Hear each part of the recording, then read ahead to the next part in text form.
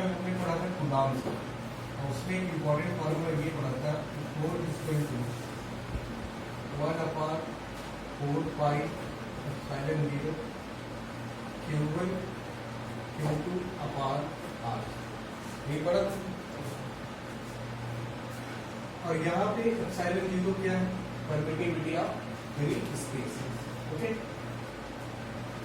तो मैंने बताया था कि 1/4πε0 इसकी जो वैल्यू होती है होता है 9 × 10⁹ है ना, न्यूटन मीटर स्क्वायर पर कूलम्ब।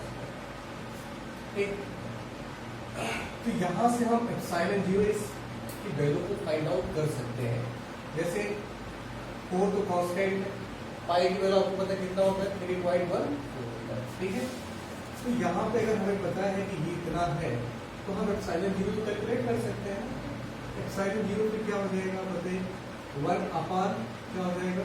4 पाई इंटू, ये इधर चला जाएगा, ये इधर आ जाएगा, फिर क्या हो जाएगी? 9 × 10⁹ है ना। अगर यूनिट की बात करें तो ये इधर चला आएगा, है ना।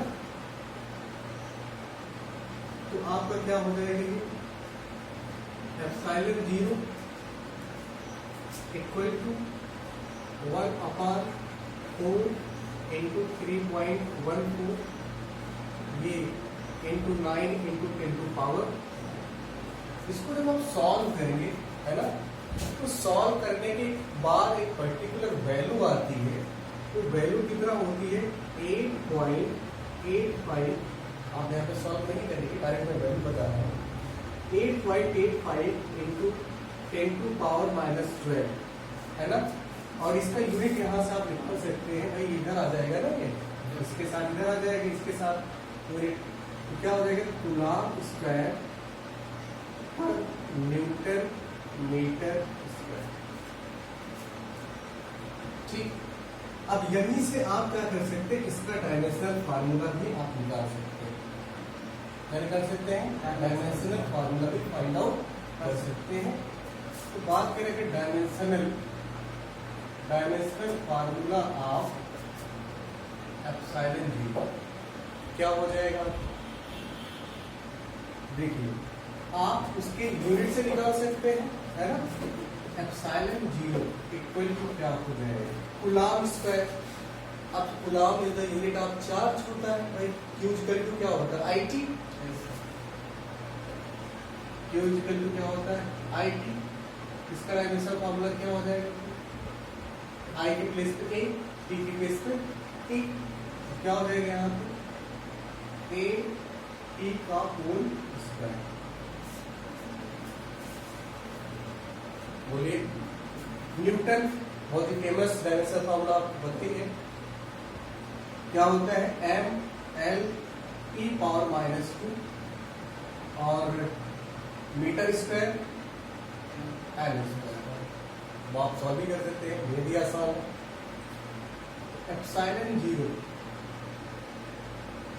आप देखें, ये जब इसको आप ऊपर ले जाएंगे तो फिर क्या हो जाएगा?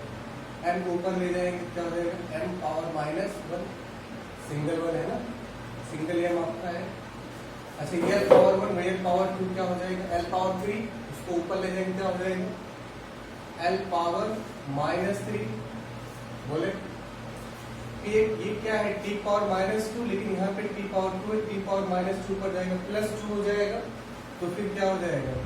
t⁻4 और क्या हो जाएगा? a²।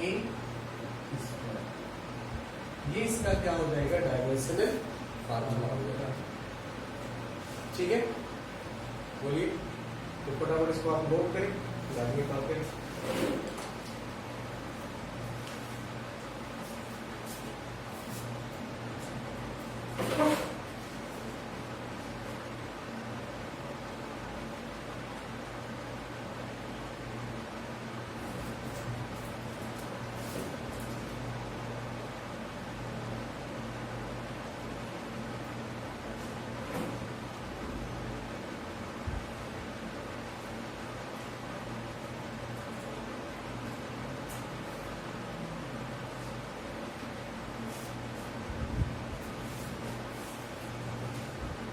Okay no,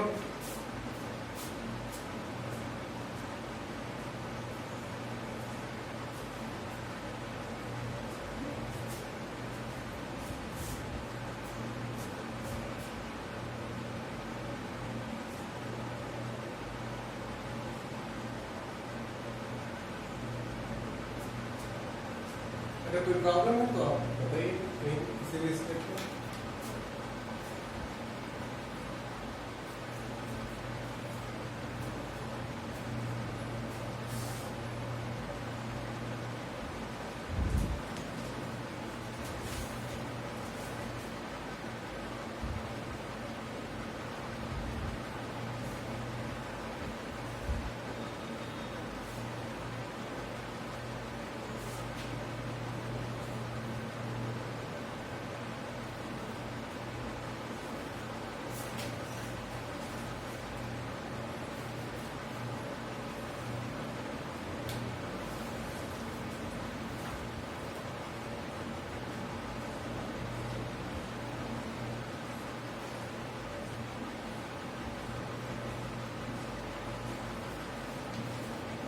okay, next topic आप करेंगे डाई इलेक्ट्रिक ऑक्साइड।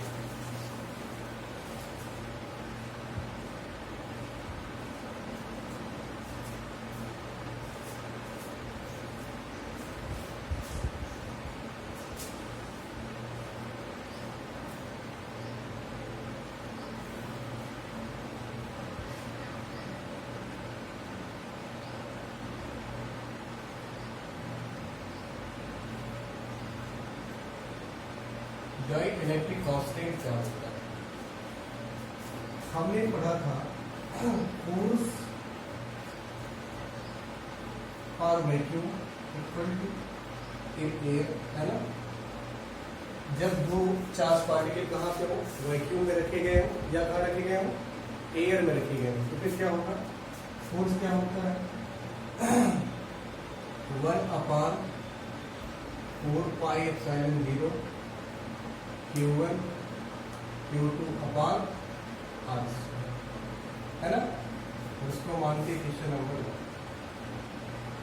फिर अगर यही चार्ज पार्टिकल किसी मीडियम में रखे गए हैं या दोनों चार्ज पार्टिकल के बीच में क्या रखा जाए, एक मीडियम प्लेस कर दिया जाए, तो फिर क्या हो जाएगा, फोर्स इन मीडियम 1/4πε0 के प्लेस पे हम लिखेंगे एक्साइलेंट, यहाँ पे Q1 Q2 अपान R²।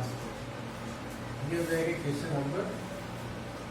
यहाँ पे एक्साइलेंट 0 तो आपको पता है कि परमिटिविटी ऑफ फ्री स्पेस कहलाता है, लेकिन यहाँ एक्साइलेंट क्या कहलाएगा, कहलाएगा ये परमिटिविटी ऑफ मीडियम। क्या कहलाएगा, परमिटिविटी ऑफ मीडियम। अब क्या करते हैं, देखिए दोनों फार्मूला कैसे आया भाई, एक दो चार्जेज हैं Q1 Q2, इनके बीच का डिस्टेंस R है और दोनों चार्जेस को सबसे पहले कहाँ रखा गया, प्लेस किया गया वैक्यूम में, तो फोर्स क्या होगा। फिर उसी सेम सेटअप को हम कहाँ रखते हैं, किसी मीडियम में रख देते हैं, किसी मीडियम में प्लेस कर देते हैं, तब फोर्स कितना होगा, समझ में आ रही है। मतलब Q1 Q2 है, R डिस्टेंस पे है और पहले कहाँ प्लेस किया गया है, वैक्यूम में, तो फोर्स क्या होगा FV, V मतलब वैक्यूम। ये फार्मूला बनेगा एक्साइलेंट 0 परमिटिविटी ऑफ फ्री स्पेस और वैक्यूम। और जब उसी सेटअप को हम मीडियम में डालते हैं तो फार्मूला क्या बनेगा, Fm = 1/4πε Q1 Q2 अपान R²। ओके, अब क्या करते हैं, now equation 1 divided by equation 2, then क्या मिलेगा, आप इक्वेशन 1 में इक्वेशन 2 से डिवाइड करें, ये हो जाएगा F V upon F equal to 1 upon 4 pi epsilon 0 Q1 Q2 upon R square divided by 1 upon 4 pi epsilon Q1 Q2 upon R square। ठीक, अब देखिए इसमें कुछ टर्म जैसे 1 upon 4 pi Q1 Q2 R square 1 upon 4 pi Q1 Q2 R square, यही तो कटे बचेगा क्या?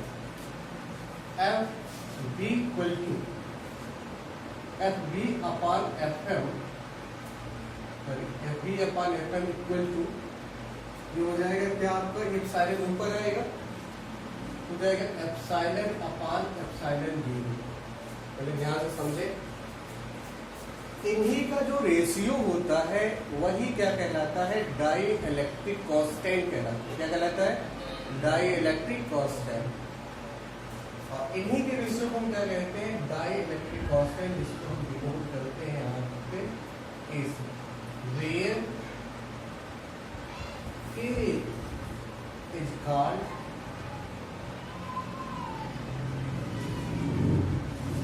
Die electric constant. यहां से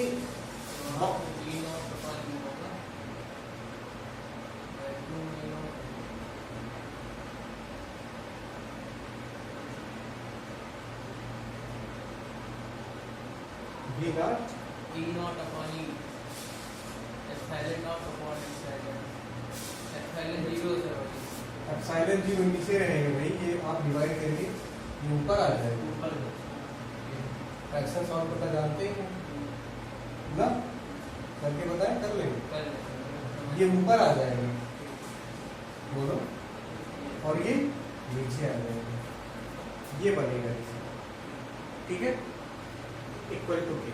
अब देखिए यही हमारा इनका, देखिए force in vacuum upon force in medium, that is called dielectric constant, और ratio of permittivity of medium to the permittivity of free space is called dielectric constant.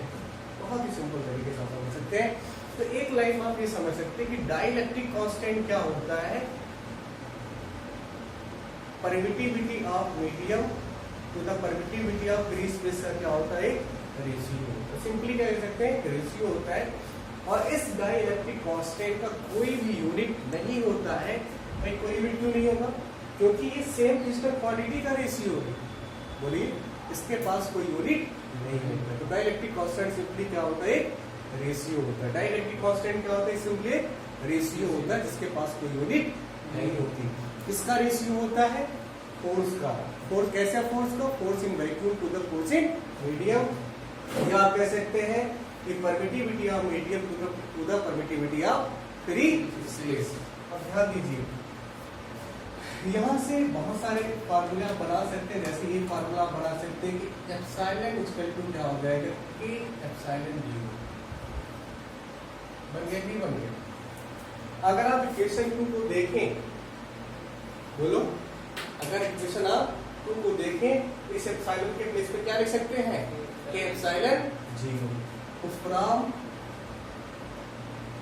Equation 2 then we get क्या हो जाएगा, F M equal to 1 upon 4 pi epsilon zero K and Q1 Q2 upon are.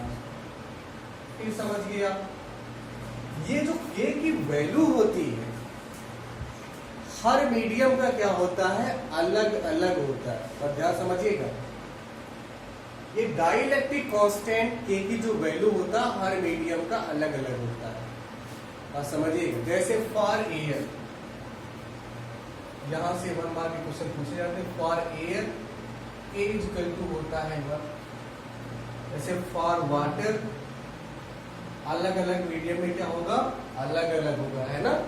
For water क्या हो जाएगा, बताइए, K equal to होता है 80। लेकिन अगर हम कहें फॉर मेटल, मेटेलिक मटेरियल, उसके लिए क्या हो जाता है, इन्फिनिटी हो जाता है। क्या हो जाता है, इनफाइनाइट हो जाता है। बात समझ रहे हैं? तो हमारा ये डाइलेक्ट्रिक कांस्टेंट वेरी कहां से कहां करता है, 1 से लेके इनफाइनाइट तक करता है। बोलिए, यानी आप सिंपली कह सकते हैं कि के की जो वैल्यू होती कहां से कहां तक होती, 1 से लेके इनफाइनाइट। इनफाइनाइट किसका होता है, मेटल का। किसका होता है? अब यहां से एक 1 मार्क का क्वेश्चन बहुत ही पूछा जाता है इस रिलेशन से। ये आपका है बड़ा मोस्ट इंपॉर्टेंट, बोर्ड एग्जाम में 1 नंबर का क्वेश्चन यहाँ से बहुत इस रिलेशन से पूछा जाता है। जैसे उसमें कहते क्या, आप समझिए, उसमें कहते हैं कि भाई कि डाइलेक्ट्रिक कांस्टेंट किसी मीडियम कितनी है, आप बताइए परमिटिविटी क्या होगा, बोलिए। या फिर कह दिया इस रिलेशन से डाइलेक्ट्रिक कांस्टेंट ये है और फोर्स इन मीडियम इतना गिवन है, तो फोर्स इन वैक्यूम कितना होगा।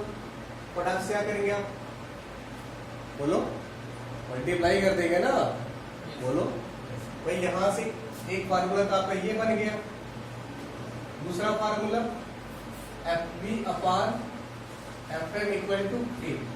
अब क्वेश्चन 1 नंबर क्वेश्चन ऐसे ही पूछेगा कि भाई डाइलेक्ट्रिक कांस्टेंट किसी मीडियम की ये है, उस समय उसका फोर्स ये है, तो आप बताइए फोर्स इन वैक्यूम कितना होगा। तो आप क्या करोगे, सीधे आप मल्टीप्लाई कर दोगे और आपका आंसर आ जाएगा।